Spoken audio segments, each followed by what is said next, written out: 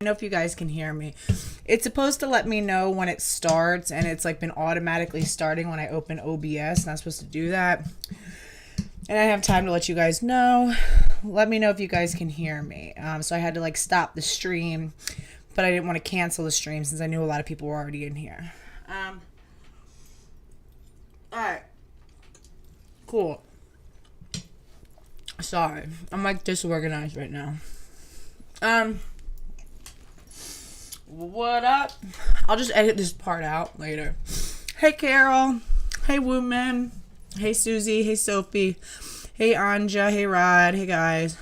What's going on? Okay, so this, I'm like hot as shit. Hold on. Let me open this. I gotta turn on the heat. Max?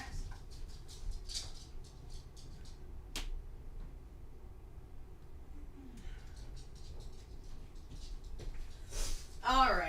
So this is like a much requested. So I was, sometimes I run outside and I watched this, and I watched all of Robert, aka Blaire White's, like responses to this.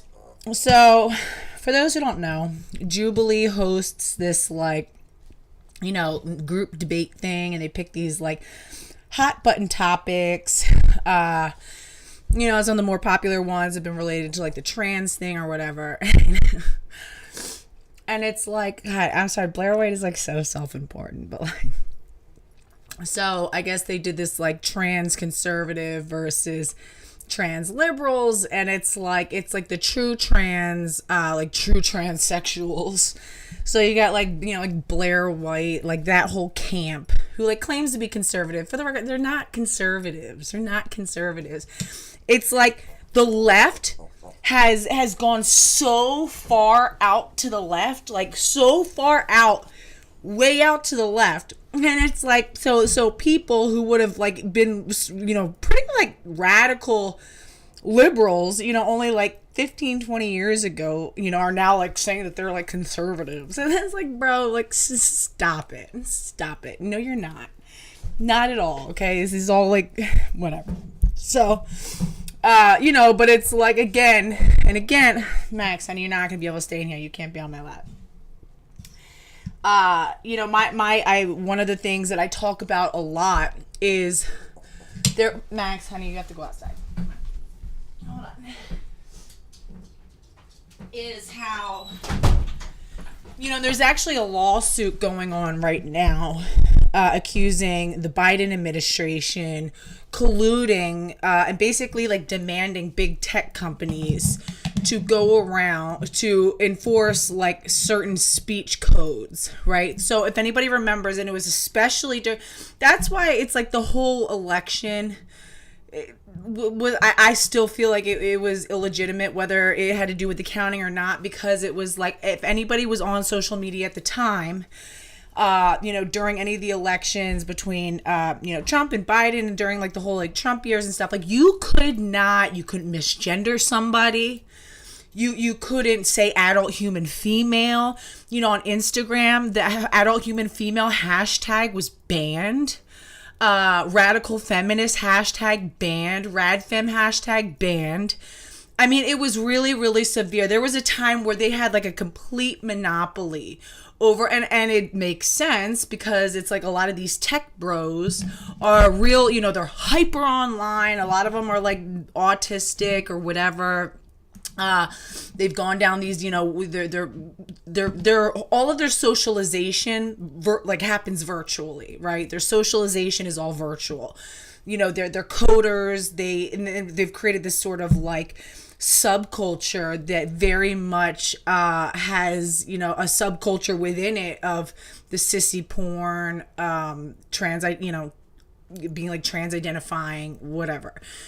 And, well, they're the coders, they're the tech people, tech bros, you know, they're the ones who run these, you know, things like Reddit, platforms like Reddit, who are probably all of the encoders for Instagram and Facebook and Silicon Valley, you know, out in California. And I'm sure that it's, you know, no small part that they got to, you know, have some of their own things. So I'm sure it was like when, you know, you had the Biden administration came around and was like, hey, you know, we need you guys to like suppress certain things. Like I tell the story about how when I posted about Hunter Biden's laptop, I was posting about Hunter Biden and the whole Burisma scandal and his shady international dealings between like China and the Middle East and other things that were going on.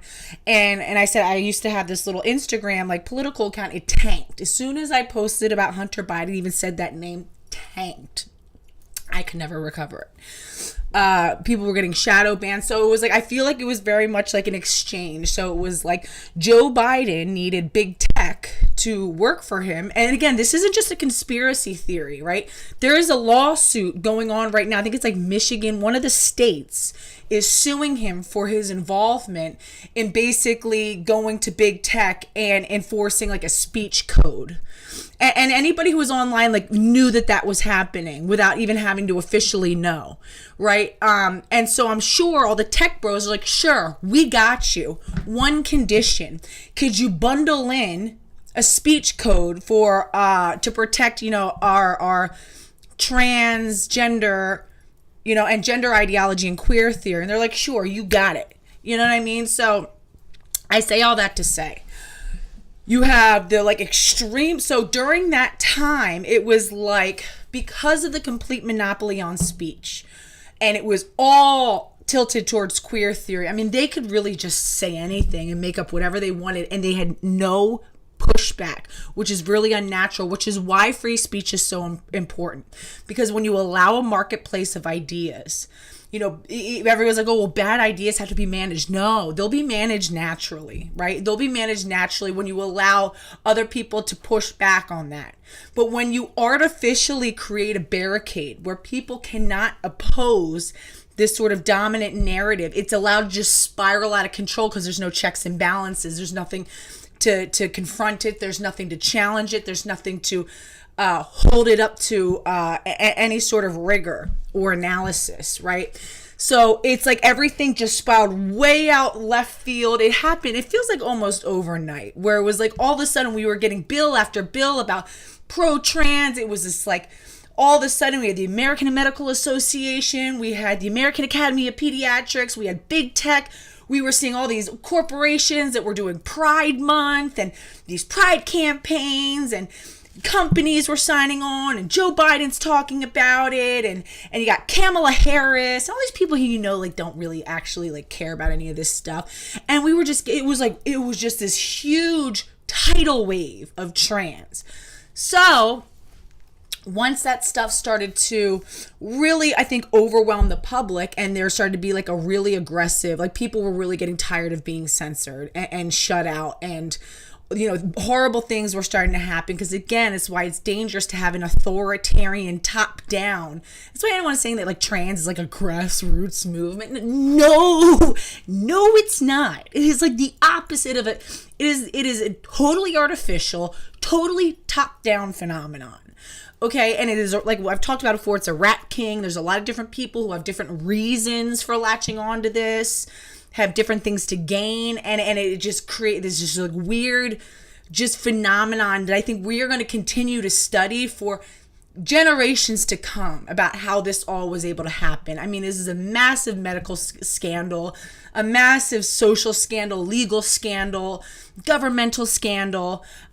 So then it was like, so we had these complete crazy left-wing spiraling out into queer theory oblivion. And then it created this sort of market for now you have somebody like, Blaire White, who can kind of come up. So we were having all of these queer theory guys ramming stuff down our throats, policing us, saying we couldn't say, it is ma'am, and just being really aggressive about this pro-trans narrative. So then it was like everybody was so kind of just badgered by it all. So then when, here comes little Bobby White, who, much like, and this is why, again, I feel like all this is so constructed, because I feel like they created, Dylan Mulvaney represents like the queer theory side of things, right? The laissez-faire, you don't really even have to truly pass. You don't have to truly medicalize the sort of, the who believes in the trans child. So he represents the sort of, left wing like liberal viewpoint. They created that, right? It's so obvious. They took down two of my very like I think important videos talking about Dylan Mulvaney and his sort of social implications and how he came to be as this like concept almost, and how much I think he's very much a plant. And then you have Blaire White, who I also think sort of became a natural, like, it's like he I think came onto the scene organically. They both came onto the scene organically, but they got latched on to because of their value, and they were sort of rallied around. And so it's like people like Dylan Mulvaney represents the sort of trans left, right? The trans liberals.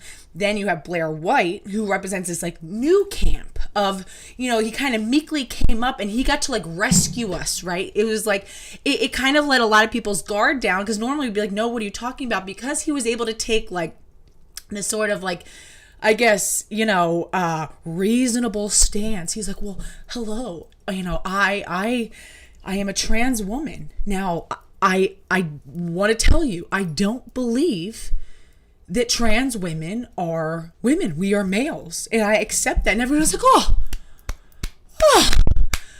and everybody's just like, wow, he said, it's like the bar is on the floor if we're all shitting our pants over the fact that this guy is being like, yeah, I'm a male, you know. And it's like, but I'm a trans woman, and trans women are males, biological males. And everybody's like, what? He's the voice of a generation. like he's like a hero. It's like, bro, what? What? And it's like, so he kind of like, I think not spearheaded, but he kind of represents this like emerging, I think he was one of the first gender critical trans. That's why he shot into like, you know, outer space. Now, whether he was the first or not, but he fit the perfect narrative. I mean, if you watch little Bobby White, again, who a few years prior was a gay twink, who wasn't very attractive, wasn't very charismatic. Anybody who's watched, he had this little, God, I gotta be careful, because every video I've ever done about Blaire White has gotten removed. So I actually really gotta be careful. I get removed and I get channel strikes. So if this gets removed and channel strike, know that it's him, okay? I've actually had one that was replaced. Every time I talk about him above anybody else, I get those removed. I know that it's him, because they give a lot more credence when it's the actual creator themselves making the complaint saying this person is bullying me, right? Much less than if it was just like a random person. It's gotta be him, okay? He's not, he acts like he's all about open dialogue and free speech. No, no, because you can't, you absolutely, he can criticize anybody that he wants on YouTube. And I mean, has made a platform about it.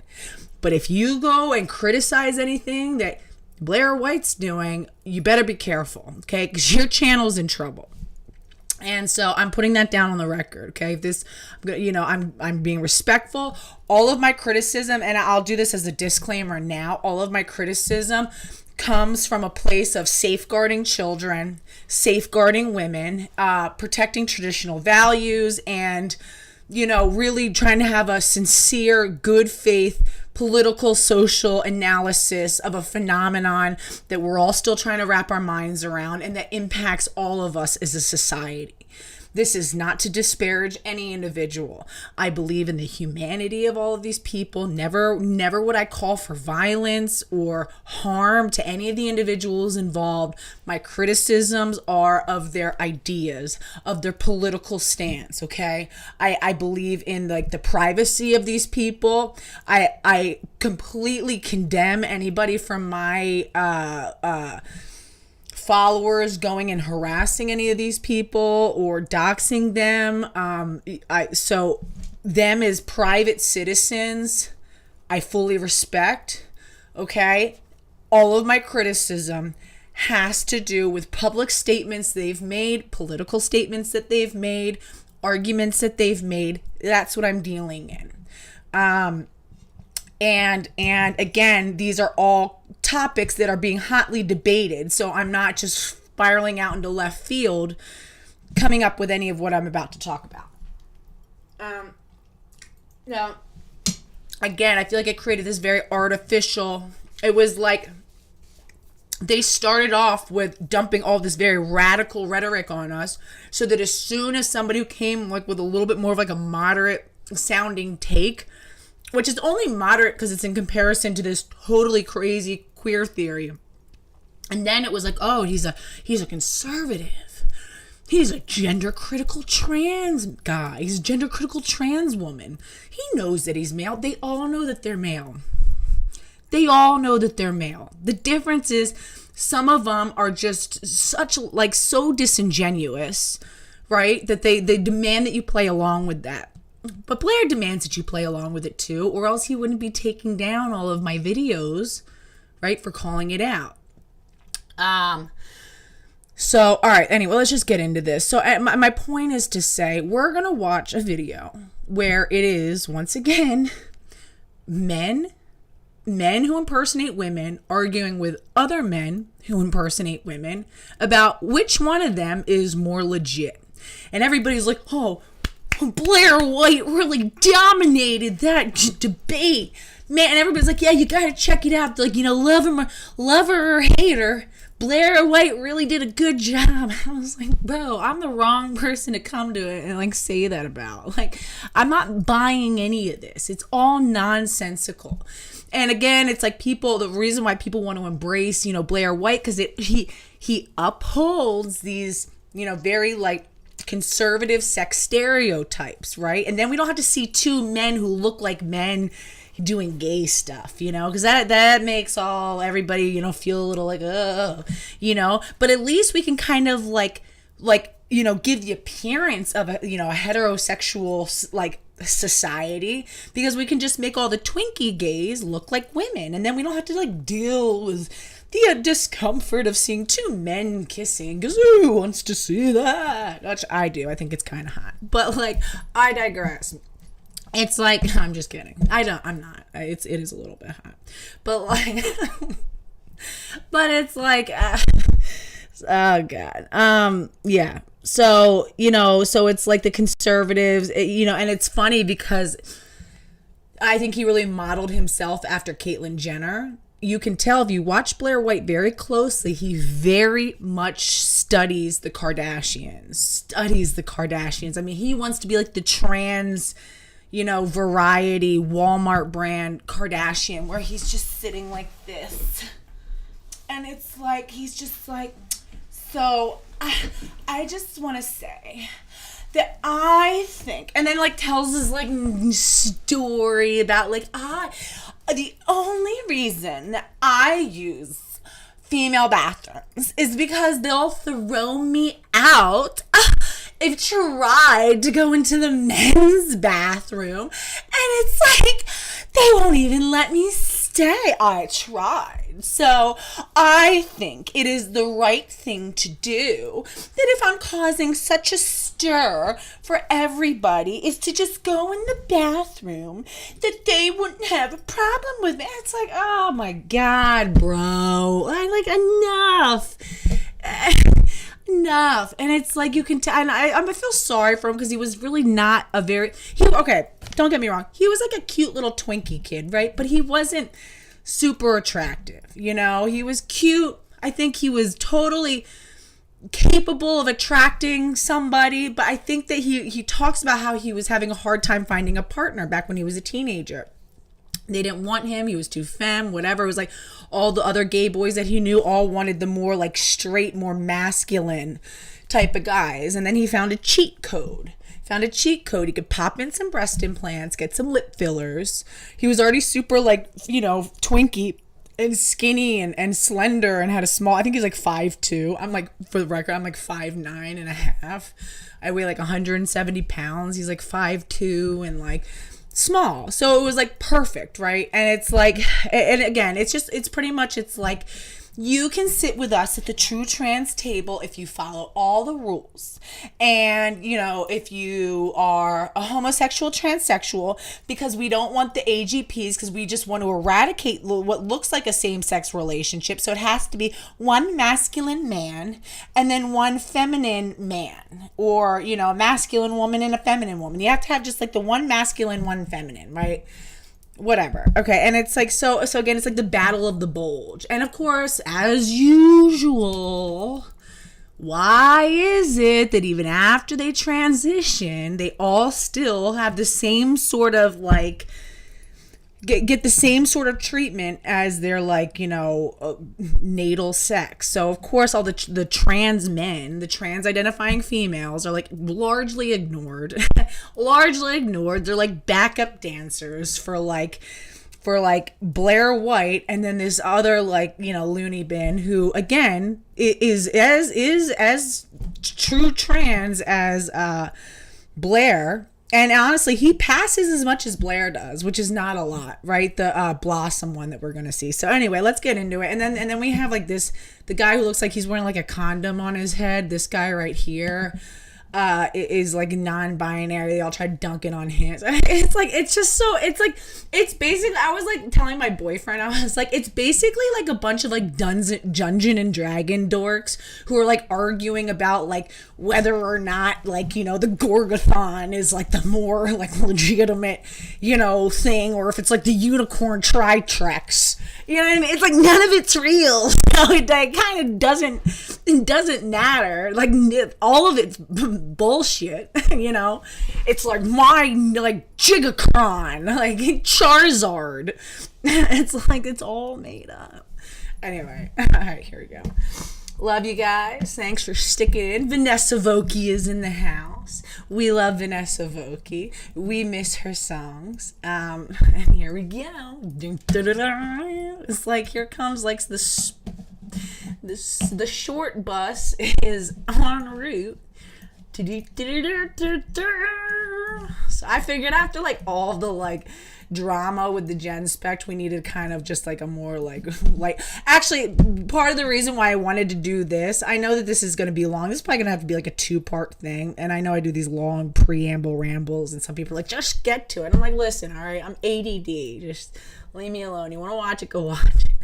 But I actually think that this is important to really highlight why these organizations like Gen Spect, who I call these true trans Trojan horses, what my point is, right? And it really is going to underscore how much the left-wing trans and the right-wing trans are the same thing. Like it's all just, none of it is real. So it doesn't matter. And you're not conservative. It like makes me cringe when these guys call themselves conservative. No, you're not. No, you're just not as fucking out of control, like extreme left as them. But like, no, a real conservative from like 50 years ago would have been like, get away from us. Anyway, here we go. It's like when they say conservative, because again, conservative means about like conserving traditional values. They mean like they're trying to conserve the values of like 2010. You know what I mean? It's like, that's the like, it's like, no, it's so dumb. Here we go. All right. So let me know if you guys can hear this. Tell me just tell me how the sound is of the video once I get it started. So let's get ready to rumble. Being a non-binary person that sometimes has the choice to either go into a men's restroom looking like this. You can look at me looking like this. It's just interesting. I thought this was a trans debate. That's what I thought. Ooh, shots fired. Yeah. So I don't know. You can educate yourself a little bit. I think I can educate you. Then you would figure out. I think I can educate you. What right? reality is. Whoa. Ooh, everybody's like, ooh. It's like, I'm so sorry. It really is. It's like a bunch of like Dungeon and Dragons kids like fighting amongst themselves. It's like, kids just kind of like settle down in there, keep it calm. Oh no.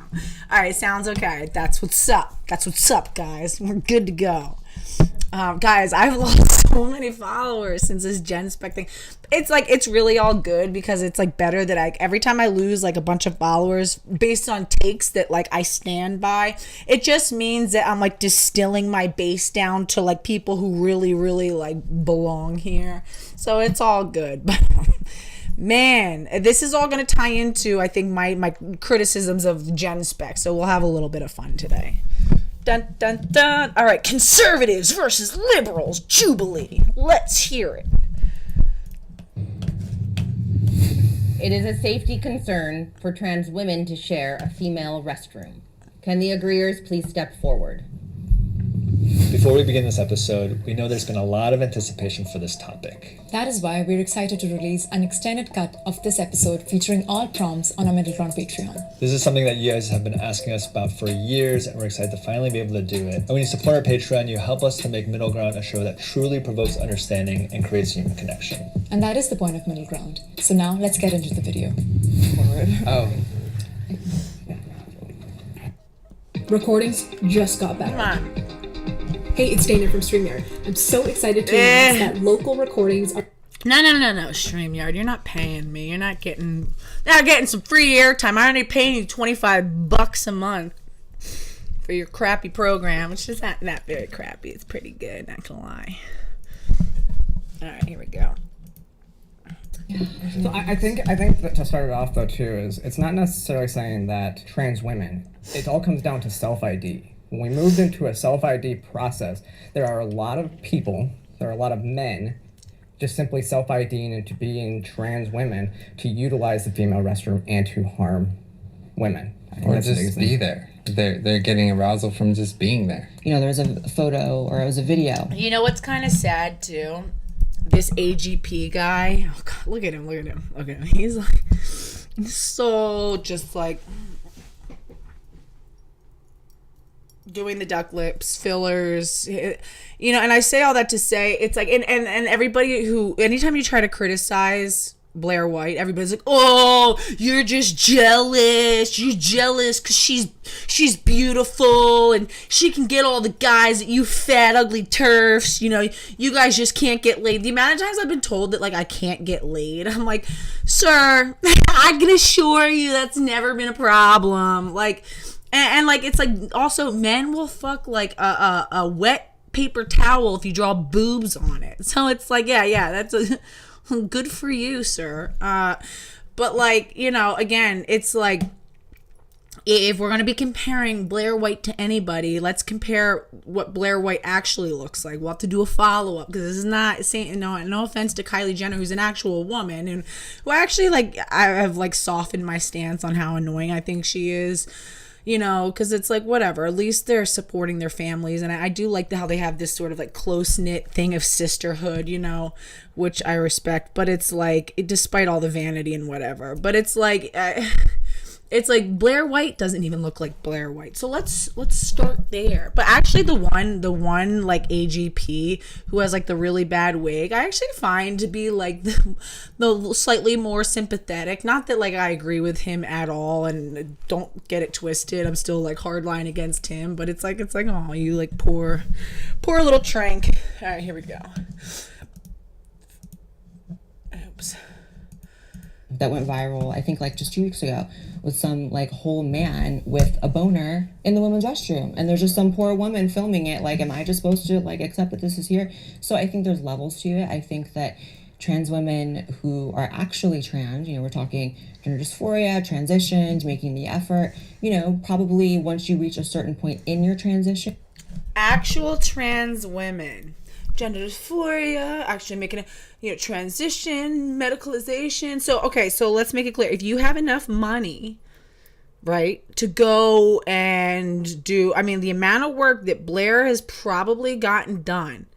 Blair has gotten, I know, fat transfers to his legs, right? So he gets the thing where he gets like the thigh fat added here, right? Like here, I don't think he's had a BBL, but I know he's had his like legs done. Or maybe if he's had a BBL, he's had like a slight BBL. I think he was already very like, you know, wave. So estrogen, right? I think he's had like jaw fillers. I think facial feminization, a nose job, which again, the facial feminization alone is like upwards of $100,000. Okay.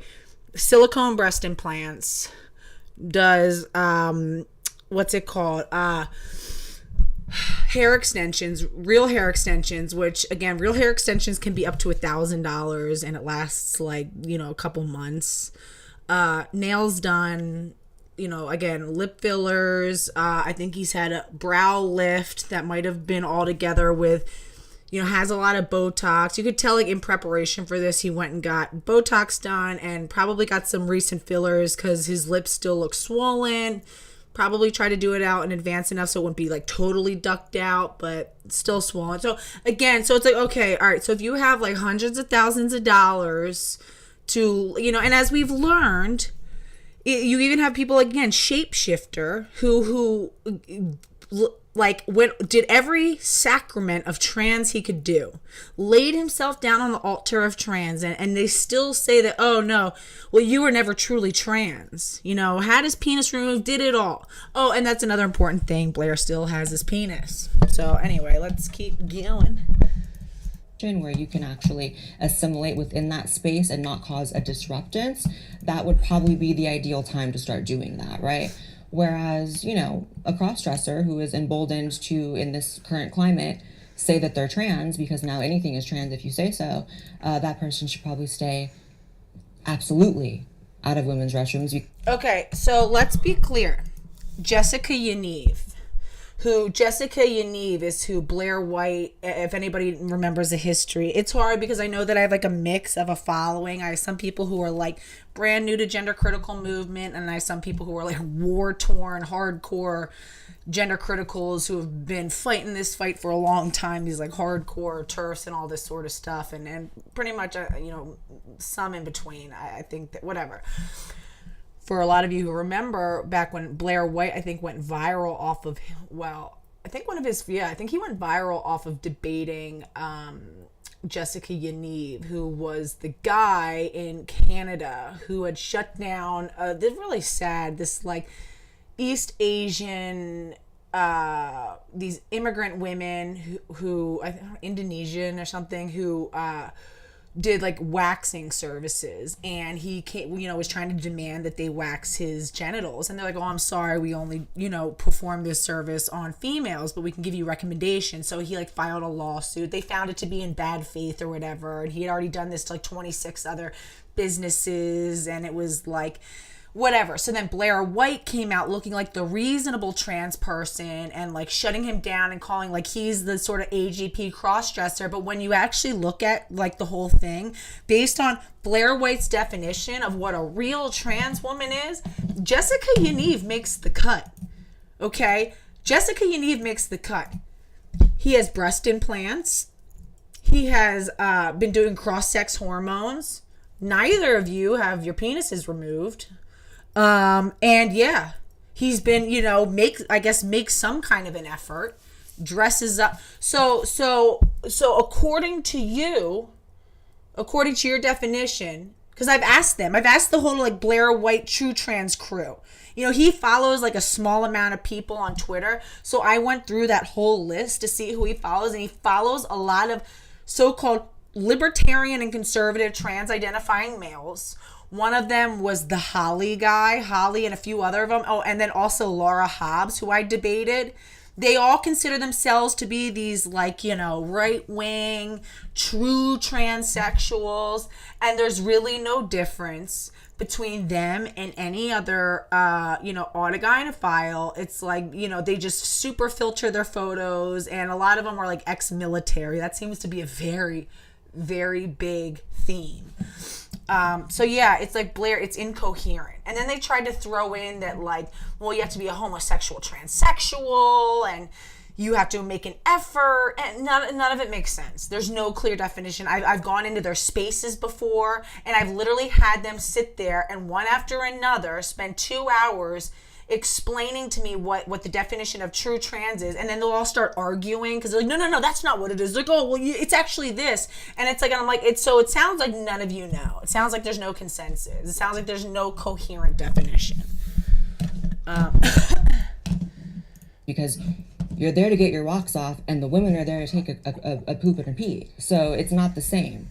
And I really empathize with women who have an issue with it. And I can probably hear some women commenting, well, how do I know the difference between a fetishist and a real trans person? It's hard. However, that's the only new... Which is exactly why we should keep it sex segregated, because when you make it about there being some true trans and some fake trans, then the onus becomes on women and vulnerable people to figure it out. Do you not think that it's probably easier to go up to somebody like Blaire White and say, hey, you're a dude, why don't you beat it? The type of guys that would require us to go and police are dudes like It Is Ma'am and Jessica Yaniv. Those obvious ones also happen to be the more dangerous ones. Right? So now the responsibility is on me when I'm with my 2 little girls and I have to go change my toddler daughter's diaper. You know, I mean, this would have been a few years ago before they were potty trained. And I have to go up to the troon who's so delusional and who's a predator, who has some sort of sadistic sexual motivation for being in the bathroom with us. And it is my job now to be like, oh, sir, you don't meet Blaire White's criteria of a true transsexual. No, you know what simplifies it? It's just like, bro, any of you who are a dude, get out of here. Period. Respect it. You know, and it's always like, oh, but there might have been trans people who you didn't know. Okay. And that means that you're disrespectful. And if you happen to get away with it, shame on you. But eventually, when somebody calls you out, you need to get out of there. Period. As soon as somebody is like, oh, by the way, that's actually a man. You know what I mean? It shouldn't be like, oh, well, you didn't know at first. No. Leave now. Nuance that I know to give to it, which is there's different reasons people are trans, and some people really are trans because they're horny, and some people are trans because they really felt that way from, you know, a young age or whatever. See, Whoa. So, I'm sorry. I'm going to stop cutting it off every 5 seconds. He says some people are trans because they're horny, and some people thought they were trans because they were 5 or whatever.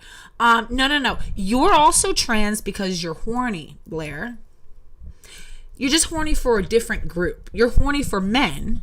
So you want men to be like these men who are embarrassed or ashamed of the fact that they are gynoandromorphophiles and that they're bisexual, and you know that they're going to be embarrassed to be like, oh, here's my boyfriend who's wearing like, so you want to be able to go dip off into the women's room, because it's not like, when you're all dressed up and out on a date and everyone's like, oh, look at this little heterosexual couple. The guy's finally like not embarrassed to be seen with you in public because he looks like he's with a woman. Yeah, you know that he's going to be embarrassed if all of a sudden his date has to dip off into the men's room. It's like, oh, well, why is your girlfriend going to like take a leak in the urinal? It's like, oh, because he's a dude actually. Right? So that's the reason why you want to go into the women's room, so that when you're flirting with some guy and you're trying to go stealth and you're like, oh, pardon me, I have to use the restroom, the ladies' room, and he gets to wait outside the ladies' room for his lovely like lady. That's why. Because you want to prey on men, they want to prey on women. There is no difference, sir. I agree to an extent. Like, when you go to transition, this is a fairly universal experience. Once you get to a certain point of passing, that's about the time that you would start going into the other bathroom, as opposed to not make the same sex uncomfortable. Mm-hmm. Once you reach that point in your transition, a lot of things change, but you start to see things from another perspective. You start to see things from the perspective of a cis person. Yeah. And I actually offer some solutions to this, because I believe the free market can handle. So people always talk about Blaire White's boyfriend. And again, whenever I critique Blair and his boyfriend, to be clear, I don't hope that they break up. I love love. I love stability. I love relationship stability, especially when it's healthy. And I feel like Blair seems like, I do think there's like this weird kind of insecurity there. I think that Blair is afraid of the fact that his boyfriend might actually be a GAMP, gyneandromorphophile, and it might have been a fetish. And I think that maybe originally it was a fetish or whatever, but I think that like after you spend a long time with someone, you could tell his boyfriend seems like he loves him. And I think it's actually really sweet. Like, that makes me happy, okay? Because like I love my boyfriend, you know, and it's like I know how important it is for me.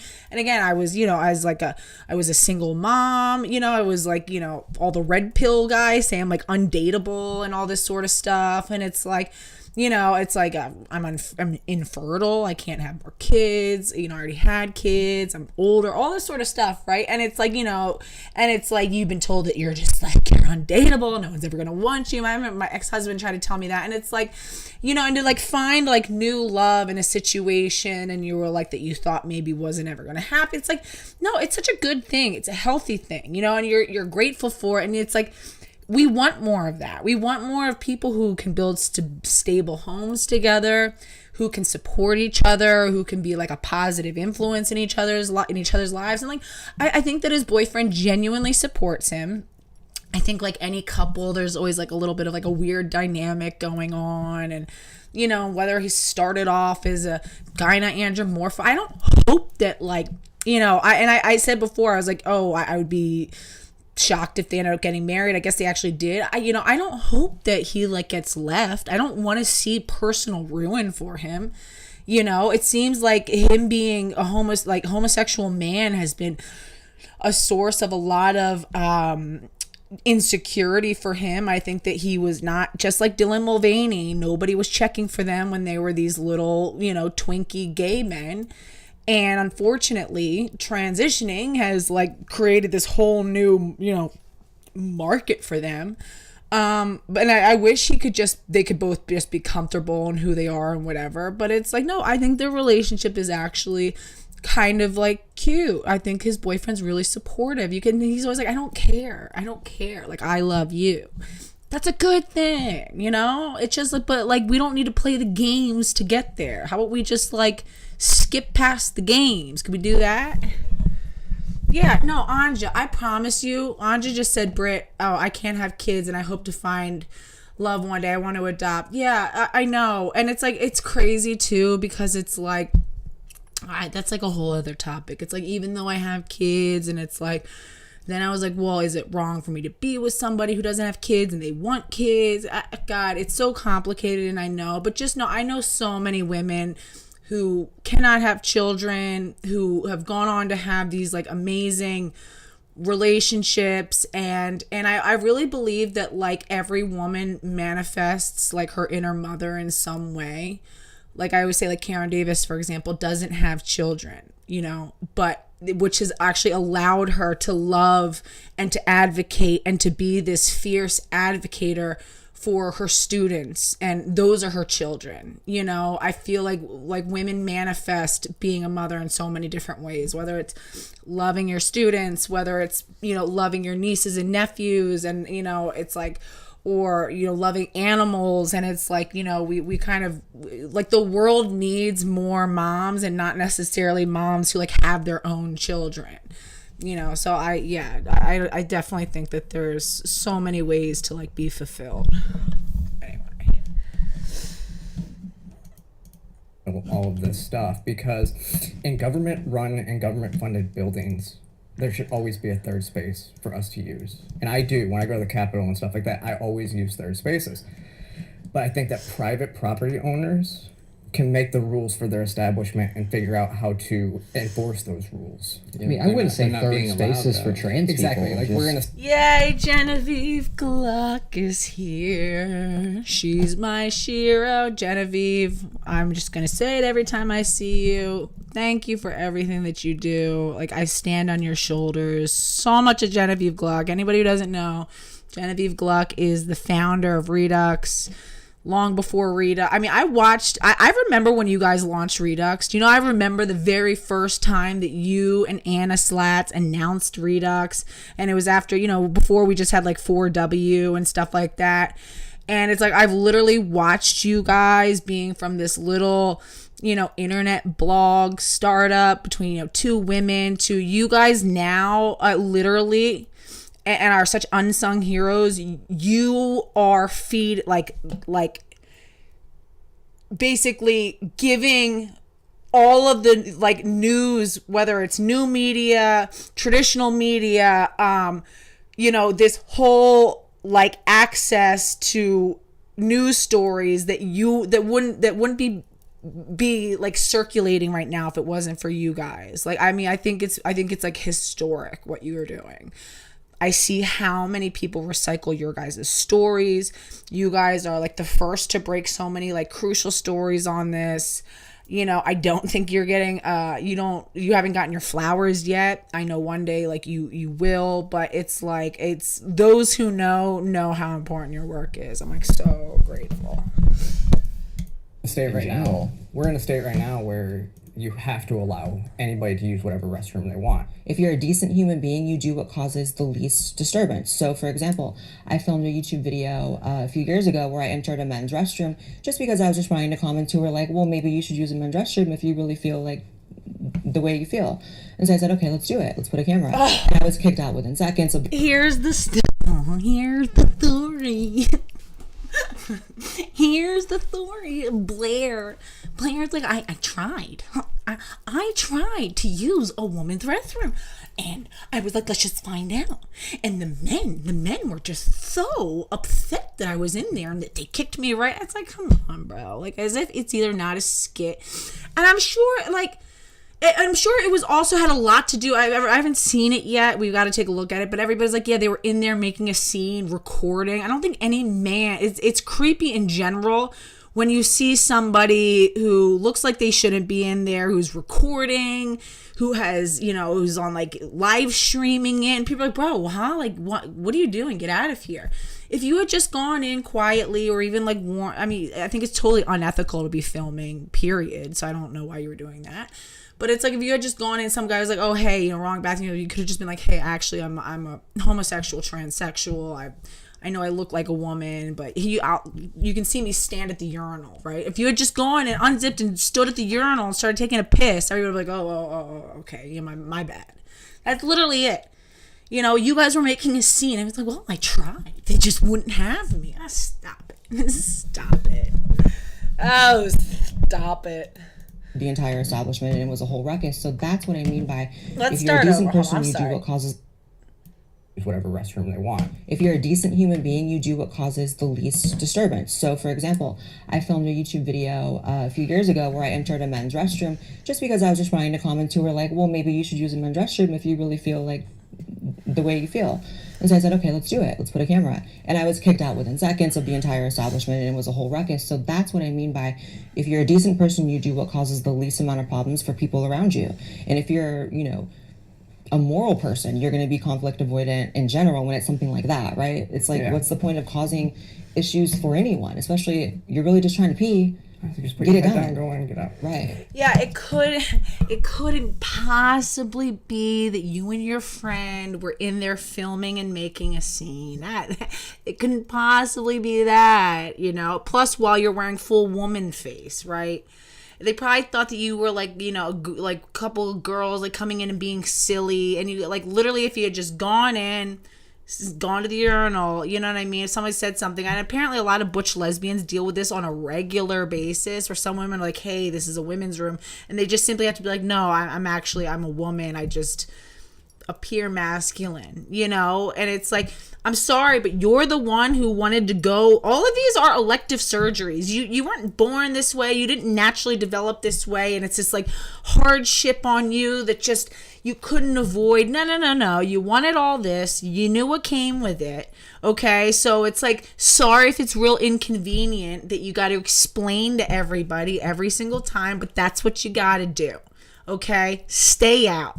I don't want to see, I don't want you watching me change my daughter on the changing room, which sometimes the changing table is like out in the center of the bathroom. It's not in a private stall. I'm not changing my daughter and my toddler daughter and having her vagina, visible, while I'm having to wipe off, poop off of her bottom while you're in there. I don't care if you're homosexual. I don't care anything. You don't belong in there. As a man, it is absolutely inappropriate. You need to leave. I don't want you in there, period. Okay? And it just, no. Nope. Can the disagreeers please step forward? Mindfulness is just so important. When I think of mindfulness, Yeah, so here we go. Hold on, 2 minutes. I want to comment on Blair's point. The one thing I kept hearing through all of the nuance is passability. Because ultimately, when we talk about passability, it determines how you get harassed in the bathroom. Because honestly, if you don't look so passable or whatnot, people are going to say, oh, that's a man with a dress on, and then there's going to be discourse. But the reality of it is, honestly, who cares who's trans and who's cis going in the bathroom? You should be minding your own business, being able to pee and do your business in peace for the most part. Sir, that is a luxury belief. And again, if that's really how you felt, then why do we have segregated bathrooms to begin with?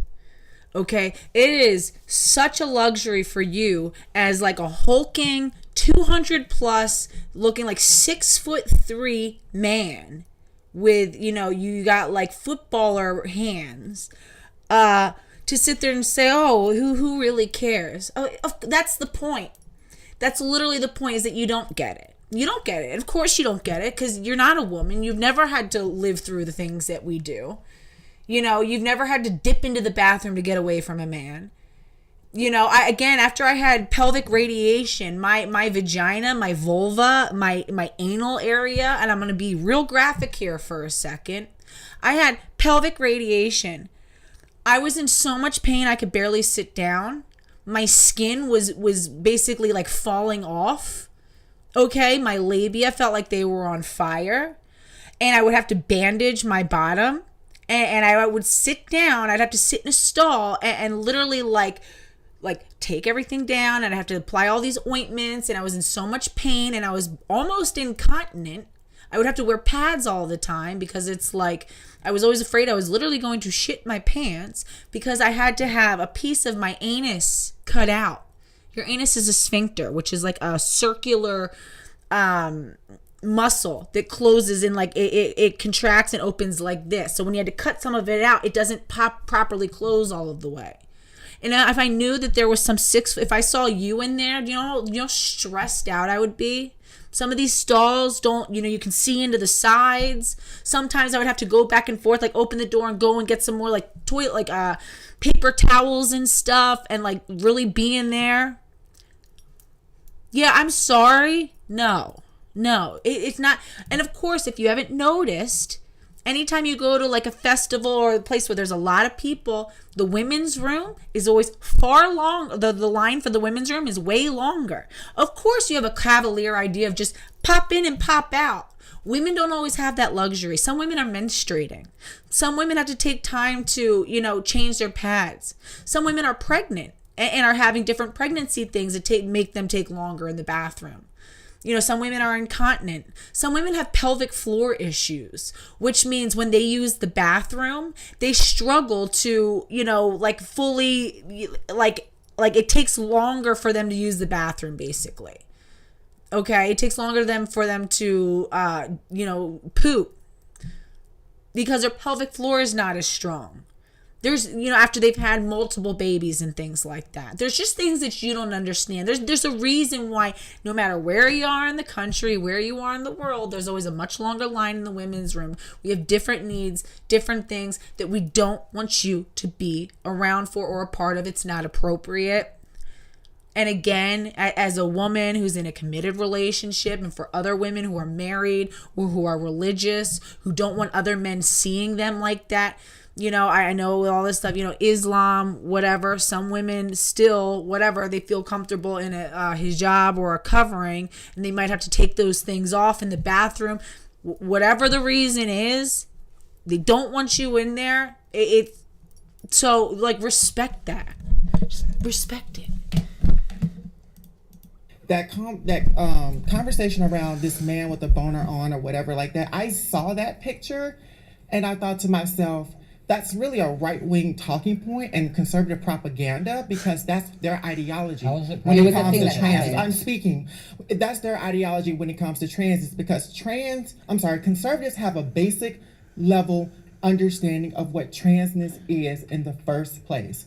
And with all due respect, I do not think any of you are basic, but they use you as the baseline to amplifying this propaganda. How is it propaganda if it's a thing that really happened and was caught on video? Like, it was an actual occurrence. It wasn't staged. It happened. And that's not the only, it's not an isolated incident. But that's not enough for me to say, because actors can do that. Who knows? They could have been an actor. Stop it. Why do you think we've had so many laws against, men exposing themselves? You do know, long before all of this, I always tell the story, one of the first times when I was 7 years old, again, I looked like a total little girl, little pot belly, just a little tiny girl body, no curves, did not look like a woman in any sort of way. I was wearing little stretch pants and like a waffle t-shirt, and I had my hair up in like a little like scrunchie. And I was, again, any man who would have been sexually attracted to me at the time is despicable. And I remember I was at this arcade on the boardwalk with my mom's best friend's son, who was like babysitting me. He was like, I think like 15 or 16 at the time. He's not the problem. He was like, he was like, here, your mom gave us some money. He like helped me change them into quarters, and I was playing games, and he was playing games, and he was like keeping an eye on me or whatever. I noticed there was a man who kept following me around. This like older guy, looked like just somebody's dad, had glasses, looked like fairly clean cut, was wearing, button up collared shirt. And I remember I was like playing, he kept like complimenting me on my skills. And I was like doing really bad in the games. I was like, okay, like thanks, sir. Even I just remember even being like 7, I was like still me. But like I was like, okay. I was kind of like, the fuck you talking about, bro? Like I've bombed every one of these games. Like, yeah, thanks, I guess. And then like I remember I was doing, what was the one? It was like bow, like where you do like whack-a-mole. I was doing that, but it was like the alligators. And he said again, he's like, you're really good at that game. And I was like, bro, like what? And I was like, yeah, thanks. Like, can I help you? And then finally he was like, you could tell he was like trying to build up the courage. And then finally he said, he was like, I'll give you $5 if you come outside with me and watch me take off my pants. And I was like, oh, whoa. And first of all, I was like, sir, I get $20 just to like go to the like ice cream store, like $5. But like, I was also like, yo, get the fuck away from me. And I was like, oh my God. I was like, ew. And I like ran and got like my mom's friend's son, and like, yeah, and he was like, oh my God, like, here, come here, like, we'll get out of here. And he like raced me home to my mom, and like, and thank God my mom like took it really seriously. My mom and her friend and even him, they like we immediately called the police. The police came, picked us up in a cruiser, and like drove me around, and they were like, don't worry, there's tinted windows, no one can see you. But and I'm actually really grateful for these cops, because it made me feel so much better and made me feel like I was really taken seriously. Drove me around for as long as I wanted to, kept pulling over random guys. Any guy I was like, that might be him. They were pulling guys over and like putting them up against the thing and like basically holding, like, is this the guy? And the guy's like, oh my God, like, what is this about? He's like, there's a little girl who says that, like, you match the description of some like pervert. And I was like, no, it's not him. But like, I was like, thank you. It just, we didn't find him, but I was like, I felt protected. I felt like listened to. These poor other guys are like, oh my God. But and it's like, but the point is, this has always existed. Men who want to expose themselves to women and girls. What do you mean they're actors? How dare you, sir? Stop it. How dare you? Actors. The other story I told in the mall about the guy who was flashing me and my friend Megan, who was purposely in these girls' stores, kept coming near us, bending down and letting his balls hang out of his shorts, and was like, he was like down like this, and he kept like opening it up, and like his like balls would be finally I was like, Megan, this is happening. First she was like, yo, check this guy out. We were in like 8th grade, and I was like, ew, weird, whatever. But then eventually I was like, no, he's doing this on purpose. This is like the 3rd or 4th time I've seen it. We're like, we've got to get away from this guy. I wish I would have called the police. We were so young. I was in like 7th grade. But no, we've always, the reason, and you want to know how I know that we always knew that this existed, and I'm not just having like false memories, is because we have laws on the books. And we have a history of having incarcerated and charged men for doing these things. This has existed for a long time. This is the first time when suddenly flashing yourself to women, it's now just mind your own business and don't look at the guy. Tell your children not to look at the man in Wee Spa who has his penis out in the women's area. That's the new narrative. Before, it was a crime. Trying to make a point against trans people, but this has always been our battle. It's just like, from what I just heard you were saying with your talking points, because I did understand what you were saying. I just got the word passability out of there, and which I didn't say that word at all. No, Yeah, I'm saying he that said word. passability. I'm saying she didn't say it. He did. And the problem, the left. Okay, I can't. The I problem couldn't hear. with I just couldn't hear back there. The You know what I was liberals, saying the was, liberals. No, I agree with this Blossom guy. You keep it consistent, Blair, because it is. That's all he basically said. If you pass, you're allowed to be in the women's room. At least Blossom is being logically consistent and being like, you know, make it make sense. Because what's the difference? You know, if you're trying to pass, again, Blossom and Blair are both equally trying to pass. And actually, I think they both equally pass. But then again, so does the guy in the middle who has like the bad wig on and he looks like an AGP, the older guy with like the man face or whatever. And he goes on to say he knows he doesn't pass. He's still taking the same exact level of effort as these guys. But again, the really dangerous delusional ones are not ones who are going to be honest, be like, oh, I don't pass. We're going to get the Jessica Yanivs. You know, a decent man is going to be like, no, I don't feel comfortable. I probably don't pass. I should just go into the men's room. But a real scumbag, as long as you leave that open door, they're going to come through the open door no matter what. Oh, well, I pass. So then what? The onus is on women to what? Let men know whether or not they pass? We've seen how dangerous they can get when you tell them that they don't. We've seen how they don't handle confrontation well. We know that rejection violence is a very real thing, and I think this falls under that umbrella. Right. I've seen, again, one day, and I promise to God I'm going to make a compilation of all of the clips that I can find of women being assaulted or killed or threatened because of rejection. Because a man on the street approached them and they said, no, thank you. And the man got aggressive. That is putting women in a very dangerous position if it is up to them to sit there and have to let guys know which ones pass and which ones don't and tell them that they gotta go. No, that is wrong. Always use the what I'm saying is, I'm not saying you said that word. What I was getting out of what you were saying, the one word that was coming to me was passability. This is Blossom saying it. And so passability politics is really a thing in our trans community, especially when we come to the debate of restrooms. Well, you can say it's politics, but actually it's just real life, right? It's just about where you're able to assimilate to and where you're not. And I think one of the biggest problems in the trans community is the community by and large has seemed to reject assimilation. Oh, wait, hold on. Sorry, I'm like trying to, Genevieve, you're saying Mark Helena, did you get him out? Just get the Mark Minor guy out. I trust Genevieve Glux, or I think I can do it from here. Can I do it from here? Helena, I might need you to do it. My lovely moderator, Helena. I love Helena. Helena's like the best. You're a really good moderator. I'm like so happy. Or is he... Just get rid of him. We don't need him. All right.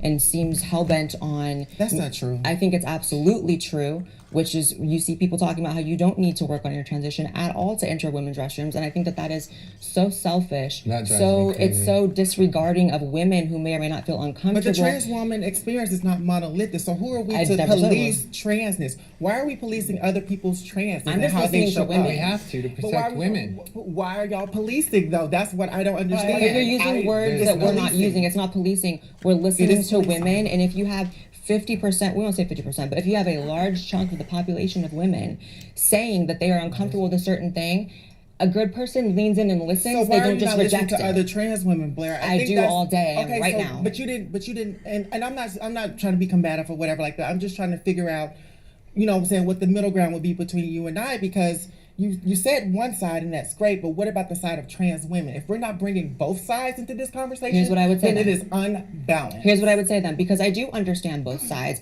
I didn't, I'm almost a decade into my transition, which means I was one time a year in, 6 months in, 2 months in. So I understand that, but I also knew at the very beginning of my transition that if I'm not at a place physically where I'm not making people feel uncomfortable, or I'm making people uncomfortable, then that's on me. That's my responsibility to make sure that I'm going places a certain way to make sure that they're comfortable. Because it's for your safety also too, right? Well, Would you also say that you're safe? Your safety I know that plays a part. you seem to be looking at through the lens of always trans being the priority. I'm looking at through the lens of women being the priority here.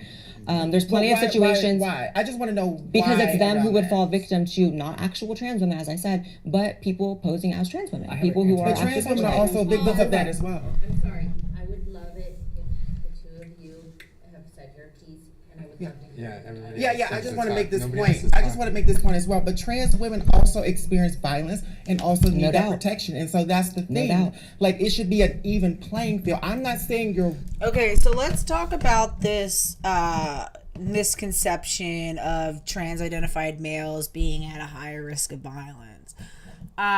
We know that men are the biggest victims of male violence, right? Men are... yay. Helena, we got him out of there. Men are the biggest victims of male violence, right? So we know that in general, just being a male makes you at a higher risk of male violence, right? But then suddenly again, when you create a certain group of men as being like a subcategory of women, right? They retain their same levels of, vulnerability to male violence, but now it's like, oh, well, they're a woman, so now they're at a super high rate of violence, way more than cis women and all this sort of stuff. And it's like also combining the comorbid factors of what happened. Blair, what? Oh, I got a copyright strike. What happened? Uh-oh. Wait, what happened? Did we lose it? I got a strike? Hold on, what happened? Why is everyone freaking out? Hold on. What happened?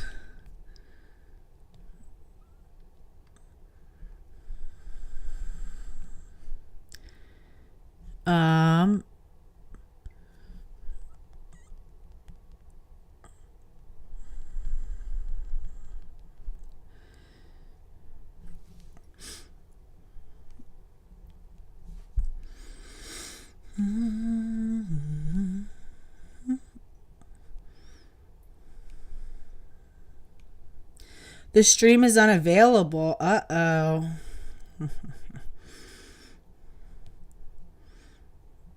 I knew it.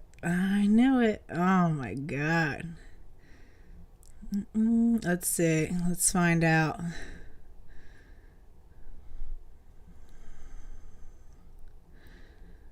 I don't have anything though. Wait, am I back? Oh, we're back. You guys oh my God, you guys had me so scared. I was like, no. Good. Yay, we're back.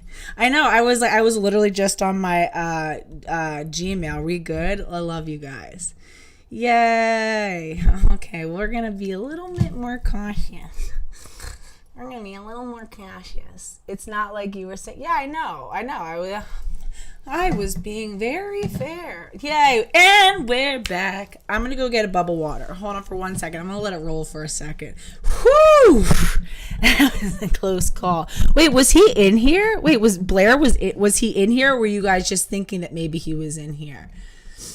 I want to debate him so bad. Will you guys go after this? Will you spam Blaire White and tell him to debate me? But like not actually wait, is it shut off again? Oh, okay, am I good? God, oh my God. No, Blossom, I actually probably agree with Blossom more, except I come to the opposite conclusions. At least Blossom's calling out like a lot of Blair's hypocrisy, and then Blossom's like conclusion is like, yeah, we should just let trans do whatever they want. It's like, no, this is exactly why it's like all nonsensical. Dun, dun, dun. I love you guys. You guys are the best. I really do. I feel like I have I have a very tiny channel, but man, do I have the best following on YouTube. I love you guys. wrong. But what I'm saying is I would like to challenge you to expand to make sure you're being inclusive of both sides or whatever, because we have to have these important conversations between cis women and trans women. I'm just gonna say, and I'm not gonna just say cis women, I'm gonna say women, biological women. I want to make it inclusive of everyone. I think the middle ground, though, is, and I feel like I'm not coming at this from an extreme place. I feel like an extreme place would be like no trans women in the bathroom ever. That's the extreme position. I'm saying work on your transition, take it as your responsibility, and be respectful. And that's the middle ground, right? This is a self-preservation issue, right? Yeah, there truly is no middle ground. And again, and I'll say it again, even a lot of these gen spec people will. I watched a really disappointing stream from this one therapist who I'd always seen little like TikToks from that I thought was like cool and like, you know, good gender critical. And I watched this, like, I guess she went to the Gen Spec conference and did this really disappointing live stream where she's like admonishing, like, again, she's like painting women who really hold the line as being like vitriolic and basically saying that, you know, we hate trans people, and she doesn't co-sign that. And I was like, what a shame. What a shame. How dare you? You know, again, just because these people spiraled way out into the left field, because we had this artificial, you know, like imposed barriers on free speech, and they spiraled so far out into the left. And now that we're finally able to get some of our speech back because of Elon Musk, and we're supposed to meet them halfway because they fucking, you know, went 100,000 miles into the left? No. That's not how that works. Okay, that's not how that works, and that's not fair. And you don't get to call us these like, oh, we're these like real hardcore hardliners. What do you know? No, that's so disingenuous. And again, there really is no middle ground. And I think that that's what they're banking on. I think that's also a big part of the reason why they started off with taking such a hugely radical approach and implementing it so radical, knowing that people would push back. But again, banking on the fact that eventually we'd have to compromise, right? We'll just fine. We'll compromise. It's kind of like the idea of like no negotiating with terrorists, right? And I know that sounds hyperbolic. I'm not saying that Trantifa does, you know, use some terrorist tactics, but it's saying like, no, we should not have to compromise with this. There is no compromise with this, because again, the second you let in the little back door, it all falls apart again. Okay? There's only reality. There's only the truth. That's it. There is no middle ground. There's no compromise on that. Point blank.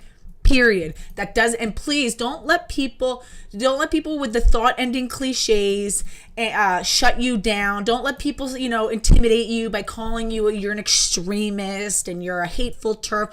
All of these things are meant to shame you out of holding your ground. No.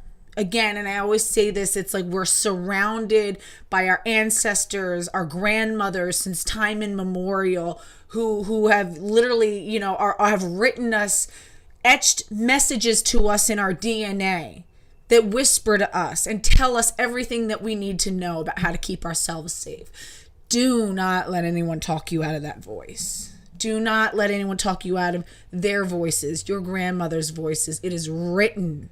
It is written on your DNA. They said, and then it's like, again, and if we hold that line, then we can keep those messages written, and we will pass that on to our daughters. Don't break that chain. That chain is critical. It's critical for the women that came before us. It's critical for the women now. It's critical for our daughters and our granddaughters and our nieces and every little girl that we love. You hold that line. You don't ever let it go.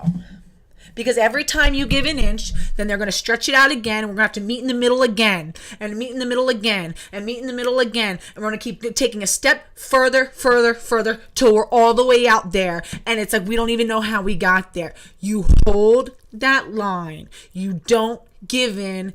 Don't let them make you feel bad. You are not alone. We are in this together. Women all across the world, women who don't even really know about the issues, know that they know somewhere deep inherently. Again, it's written on us. It's written in our DNA. It's our grandmothers know, and they got us. So if somebody's in the bathroom and they have a boner, that looks bad on all of us. And when people, and when our community's not calling that out and not saying that this is wrong. How many, I'm just, no, to your I point, how many cases has that occurred? It happens a lot. We see it's happening all the time. No, I there have are Twitter accounts. I'm sorry, because I just want to make the sure the back and forth goes everywhere. I mean, there's Twitter accounts with millions of followers that show this stuff multiple times a day. Now I know what we're talking about. And so we're showing that these types of things do actually cause harm to trans people. So if you're looking at it at a trans lens and to say, what are we doing? We need to combat that stuff and come together to combat that stuff. It does stuff. not encompass the entire trans experience. No, and that's all I just want to say. Yeah, I think I see a lot of different points from everybody here. Honestly, like I can understand like how some women may feel unsafe with men in the restroom. Men. When I say men, I mean men. I'm not talking about trans women. So being a non-binary person that sometimes has the choice to either go into a men's restroom looking like this. You can look at me looking like this. It's just interesting. I thought this was a trans debate. That's what I thought. Even. Non-binary people for the trans umbrella. No, they don't. Yeah. So I don't know. Maybe you could educate yourself a little bit. I think I could educate then you would figure out. I think I could educate you know what the reality is. I'm sure there's. This is what I mean when I say it's like Dungeons and Dragons doors. Like debating about like Charizard, Charizard Gorgoloth tribe, versus Bulbasaur, Megatron, 69 point Gigaplex. And it's like, settle down now, boys. None of it's real. So let's just, be the, oh, am I off again? Oh, man. Is it because... No, it's not. God.